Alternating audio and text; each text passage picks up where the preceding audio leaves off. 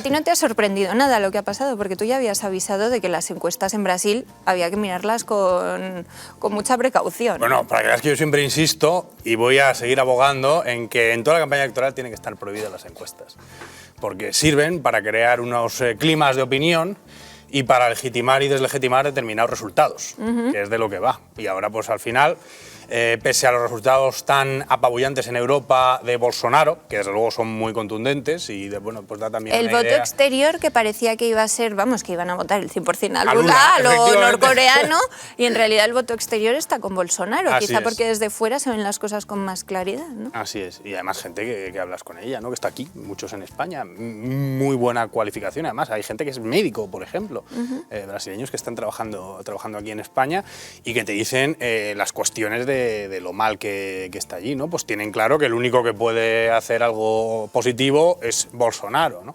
Pero bueno, pues allí pues se ha creado todo ese clima, comparte con las encuestas, algunas daban a Bolsonaro como menos de 40%, que era una cosa No la mayoría. horrible, claro, casi la mayoría, pero pese a eso, desde luego, la victoria para Lula en esta primera vuelta no es tan contundente como se apuntaba, por eso yo insisto, y lo siento por los vendeencuestas, que bueno, pues como quien vende en un chino hasta las 11 de la noche peras, pues tiene que vender muchas peras hasta las 11 de la noche, claro, y los encuestadores tienen que vender muchas encuestas, pero fundamentalmente sirven para crear o profundizar en ese clima de opinión, para deslegitimar determinados resultados y para influir muchísimo en una campaña electoral, sin hablar de las propuestas, sin hablar, por ejemplo, de lo profundamente corrupto que ha sido Lula da Silva, ¿no? y de todo lo que ha hecho. Sí, pero lo que venían ayer a decir en los especiales también en este de televisión española, era como que, bueno, que la corrupción pues no le importa a la gente, pues no le importa. No, bueno, pues vale. Yo lo estuve viendo un rato y además lo tuiteé, a mí me parece repugnante. Yo anoche pedí que vuelvan, pues lo que vuelvo a pedir que cierren televisión española, por favor, porque yo no quiero pagar Yo creo que todos los que estamos en esta mesa lo pedimos. Yo no quiero pagar con mis impuestos esa cosa tan sectaria y tan profundamente escorada, que es antiinformativa, antipluralística y antidemocrática, porque lo que había anoche en televisión española es una cosa antidemocrática. ¿Pero tú crees que por puro desconocimiento? No, porque es una campaña. Por puro desconocimiento no han hecho lo que han hecho la semana pasada, que se la han colado al Partido Popular, por no decir una expresión más fea, se la han colado porque pusieron por consenso a un administrador general de estos y en el último momento, la recta final, para las elecciones generales en España, que es a lo que vamos, han dicho, el que teníamos consensuado con el PP, fuera. Y ahora ponemos a nuestra comisaria política que va a terminar de hacer la obra. No es de lo que va y el resultado lo hemos visto desde luego este domingo, ¿no? Que es una cosa de un comisario político. Me refiero cuando en televisión española pues están hablando, mientras se está haciendo el recuento de los retos del gobierno de Lula, dices, Sí. pero Sí, a ver, que estamos en el recuento. Claro, pero porque no tienen la sensación realmente, viendo las encuestadoras, de que pueda ganar Bolsonaro, porque yo creo que con estos datos que manejamos todavía puede ganar Bolsonaro, ¿no? Yo entiendo... O sea, yo creo que va a ganar Lula. Sí, son dos cosas distintas. Yo entiendo que con los datos que hay ahora, desde luego, va a estar mucho más ajustado a lo que se esperaba, pero el resultado va a ser para Lula, me atrevo a decir eso, pero va completamente aparte de lo que estaba pasando anoche en la televisión. ¿No? Lo que estaba pasando anoche en la televisión era una cosa repugnante. O sea, es que no tengo otro adjetivo, yo lo siento mucho. Estaban a punto de jalearlo como el gobierno. Uno de los que le molestan mis adjetivos era Fernando Garea, que se mete mucho con mis adjetivos cuando coincido con él, ¿no? Un señor al que eliminaron como comisario político porque no era lo suficiente comisario político en la agencia F, ¿no? Y no le gustan mis adjetivos, pues lo siento por Garea, pero es que no tengo otro adjetivo para lo de televisión española de anoche. Es que era una cosa que daban ya por hecho toda una serie de circunstancias y que va en contra de cualquier manual de redacción de las clases que aspira a dar Pablo Iglesias, según se publicaba también en The Objective con Luca Costantini, en cualquier manual, claro, a lo mejor por eso quieren dar las clases a Pablo Iglesias, ¿no? Pero en cualquier manual de una noche electoral, pues tú tienes que hablar en cualquier mesa, bueno, pues especular, te pierdes y tal, pero no ya dar por hecho, pues ese único escenario, que es el que quieren dar por hecho, que es el gobierno de Lula da Silva. Lula da Silva, que es un personaje corrupto, siniestro, y desde luego pura Agenda 2030 y Foro de Sao Paulo, o sea, que es que lo tiene todo. Claro.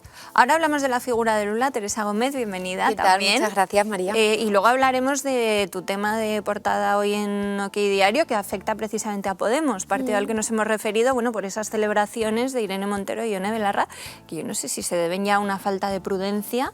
Daban por hecho que Lula era el vencedor absoluto de las elecciones, porque hay otros sectores de la izquierda que están mucho más moderados también, ¿no?, en sus felicitaciones a este Pero incluso candidato. También Juan Carlos Monedero, yo el tuit que ha puesto antes de leer los resultados, cuando seguía el Twitter de Juan Carlos Monedero, pensaba realmente que había ganado Lula da Silva con una mayoría aplastante, ¿no? Y cuando luego ves los resultados y dice, bueno, es un 43% frente a un 48%. Los resultados de Bolsonaro, ni mucho menos, son unos malos resultados. De hecho, se esperaban muchísimo peor estos resultados, ¿no?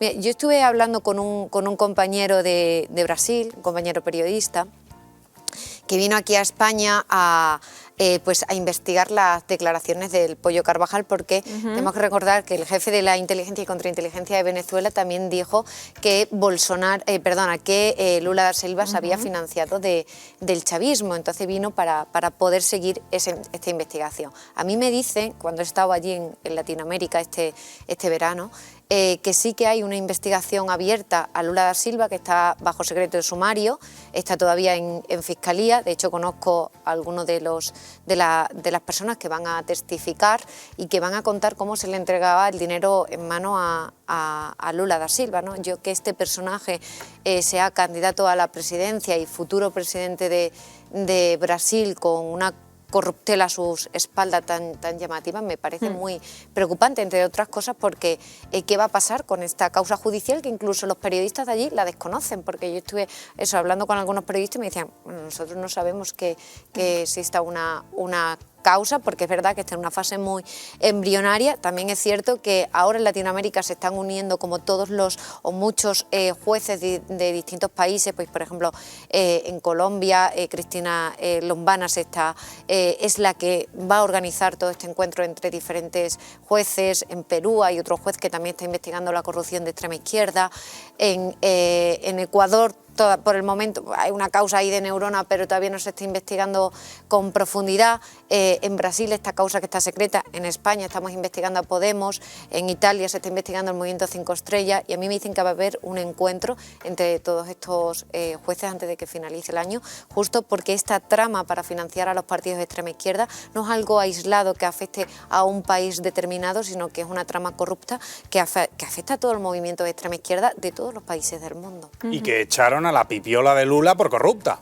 Eso tampoco lo contaban anoche, ni preguntaban, oiga, ¿usted qué piensa de cuánto ha podido influir que los descendientes políticos de Lula hayan sido expulsados por corrupción? Eso tampoco se lo preguntaba. Bueno, pero si tú nadie. expulsas a la gente por corrupción, pero la colocas cobrando muy bien en la ONU, yo creo que le importa poco la expulsión, ¿no? No, pero fue electa Dilma Rousseff para que siguiera con el legado de Lula, ¿no? Y eso también influye en la primera victoria de Bolsonaro. La verdad es que tú desde fuera de Brasil, claro, yo es verdad que nunca he estado en Brasil, no conozco bien la realidad brasileña, pero tú lees los datos sobre el papel y es que incluso la izquierda no puede negar que el desarrollo económico en los últimos años de gobierno de Bolsonaro es impresionante, ¿no? Cómo ha aumentado la seguridad jurídica, cómo ha aumentado el PIB.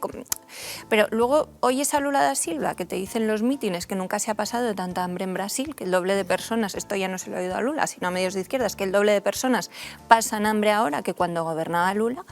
Y claro, no es la sensación que tú tienes desde fuera, pero dentro del país, ¿qué sensación tienen para votar en masa a Lula da Silva? Porque hoy al final sí que lo votan, que es una cosa que a nosotros nos resulta muy increíble, pero bueno, por otro lado en España también la corrupción de la izquierda se castiga muchísimo menos que la de la derecha. Entonces no sé si es un ejemplo que toman de nosotros los españoles, los iberoamericanos, si es un ejemplo de Iberoamérica que tomamos nosotros, pero al final en eso coincidimos y muy mal. No, lo votan en masa no es que lo hayan votado en masa, es que han hecho una estrategia muy buena de ir todos con Lula. O sea, todo lo que no fuera Bolsonaro, meterlo al saco de Lula. Y eso les ha salido redondo. Y yo creo que los intentos de relacionar a Bolsonaro con Trump o con, ¿sabes?, con íconos ultraderechas para ellos, ¿no? Con Trump y con el asalto al Capitolio. Claro, anoche, entonces, que es una cosa que ha quedado sí, lo debió saltar Bolsonaro. Eso para alguien que no tiene la suficiente información, que como sabemos, o sea, hay un nivel muy grande de incultura. Obviamente esa gente se compra ese relato y dice, no, vamos a votar todo lo que no sea Bolsonaro porque este señor es como Trump, ¿no? Sin ni siquiera saber quién es Trump. Y asalta Capitolio. Y otra cosa de la que no se habla es que la mayoría de los gobernadores electos son aliados de Bolsonaro, o sea que al final tampoco se habla de eso, y de las regiones donde se votó más a Bolsonaro, Río de Janeiro, Sao Paulo, ciudades importantes dieron su voto a Bolsonaro, y las regiones que votaron más a Lula son regiones pues casi gobernadas por caciques y donde se vive muchísima miseria. Entonces hay que ver también el análisis de cada región y a quién ha votado, porque nos habla mucho también de en qué se puede estar basando ese voto, ¿no? Y no sé cómo están los resultados al Congreso porque me fui a la cama a dormir, la verdad. Entonces, es un recuento larguísimo. También es verdad que hay una cantidad de habitantes en Brasil que no puede ser 150 millones claro, no puede ser tan corto como el español, ¿no? Pero... Claro, entonces no sé cómo quedaron. En principio iba ganando el partido de Lula en el Congreso. Yo creo que le habrá dado al final el sorpaso, no lo sé. En Brasil también está calando muchísimo el discurso relacionado con la ideología de género, con los derechos del lobby LGTBI. Entonces, al final yo creo que quien ha votado basándose en datos ha votado a Bolsonaro, porque el crecimiento económico es evidente y sobre todo la imagen que tiene ahora Brasil a nivel internacional es otra que antes de Bolsonaro, pero radical. Y la gente que ha votado ideología, pues ha votado a Lula, ¿no? Porque es gente que al final los brasileños están... o una parte de los brasileños, lo hemos visto por ejemplo en la ONU, ¿no? Hace poco, que eran muchísimos los que iban con propuestas de los derechos LGTBI, la ideología de género, los niños, tal. O sea, también está esa parte, ¿no? Quien haya votado de ideología, pues ha votado obviamente Lula, quien ha votado basándose en datos, ha votado a Bolsonaro, ¿no? Yo creo que ahí está. Bueno, mucho más que ideologías, ya todo este compuesto de viva la vida, en el que están todas las medios de comunicación y no se sabe qué. O sea, que bueno, no se sabe qué porque hay cosas detrás. Sí. Bueno, tú veías ayer el 24 horas, que yo lo estuve viendo un poco por la tarde para ver qué hacían de previa de Brasil, y estaban constantemente repitiendo una entradilla y un vídeo, porque ya sabes que la programación se va repitiendo, que lo que decía era que se celebraban elecciones en Brasil con dos candidatos que estaban en las antípodas ideológicas. Si están en las antípodas, entenderíamos que uno está en la extrema izquierda, otro en la extrema derecha, pero luego te decían el ultraderechista Bolsonaro y el izquierdista Lula, para dar de alguna manera una pátina de centralidad. Solo es izquierdista, el otro es ultraderechista, ¿no? Entonces, esto es lo centrado, esto es el centro centrado, moderadito, Lula. Sí, el corrupto ladrón, que todo lo que ponía a su alrededor, incluida Dilma, era también de la cosa. Hombre, yo creo que Lula quiere volver al gobierno para robar un poquito más, que no presuntamente, ¿no? Que no debe tener suficiente. ¿Qué va a pasar ahora si él llega a la presidencia con esas causas judiciales? Es decir, ¿se terminarán archivando? Le van a echar como echaron a Dilma. O sea, no acaba el mandato. Pues entonces en Brasil existe mayor independencia judicial que en España, porque en España se terminan archivando absolutamente todas. En todos sin sí. investigar. En relación a lo que decías de la Cámara de Diputados, creo que son conservadores 235 de 513, o sea que también está, es que yo creo que los resultados son evidentes, y obviamente en ningún titular de ningún medio se va a hablar de estos datos, que son lo que realmente conforma el gobierno, ¿no? No es tanto, ¿sabes? Que es muy importante, tampoco lo van a contar los politólogos de la Sexta, es que en Brasil hay separación de poderes, que no tenemos en España. O sea, no solo con el judicial, que es también muy importante, es que hay separación de poderes. O sea, se elige una presidencia, un poder ejecutivo, y completamente separado se elige un legislativo. Bicameral, además, que es una cosa que es impensable en España porque tenemos ya el Ejecutivo y el Legislativo absolutamente fusionado sin que haya función de control. Pues en Brasil, que sí que hay separación de poderes. Como en la mayoría de países de Hispanoamérica. Como en la mayoría de países de Hispanoamérica, o sea, que eso funciona bastante mejor que en España. Estamos aquí como para dar lecciones. Pues si hay ese Congreso y ese Senado independientes, van a echar, en cuanto tenga estas causas de corrupción, se lo van a echar. Claro. Lo van a echar como echaron a Dilma. Habrá un presidente interino, que será el vicepresidente que haya puesto Lula y no sé qué. Que a lo mejor es Dilma, ¿te imaginas? No, creo que no, porque siento esas cosas de la ONU llevándoselo por eso, ¿no? ONU Mujeres, donde tenemos a Viviana Ido, donde tenemos a una serie de tipas que no valen para nada, pero oye, con unos sueldos Montero, que no... Hombre, claro, yo lo doy por hecho. Y Yone Belarra, con Yolanda Díaz, gente preparadísima. Sí, gente que ha nacido para gente eso. que nos va a cambiar la vida, las mujeres.